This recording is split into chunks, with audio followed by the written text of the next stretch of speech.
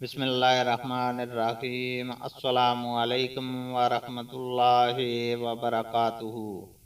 حدیث نبوی صلی اللہ علیہ وسلم ہے، ہم سے مسدد نے بیان کیا، انہوں نے کہا کہ ہم سے اسماعیل بن علیہ نے بیان کیا، ان سے ایوب نے، ان سے ابو قلابہ نے، اور ان سے انس بن مالک رضی اللہ تعالی عنہ نے کہ نبی کریم صلی اللہ علیہ وسلم نے ظہر کی نماز مدینہ میں 4 رکعت اور عصر کی ذوالخلیفہ میں 2 رکعت پڑھی تھیں۔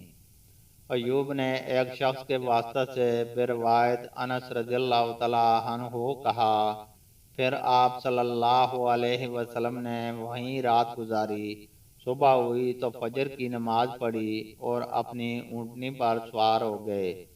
پھر جب مقام بیدا پہنچے تو عمرہ اور حج دونوں کا نام لے کر لبیک پکارا۔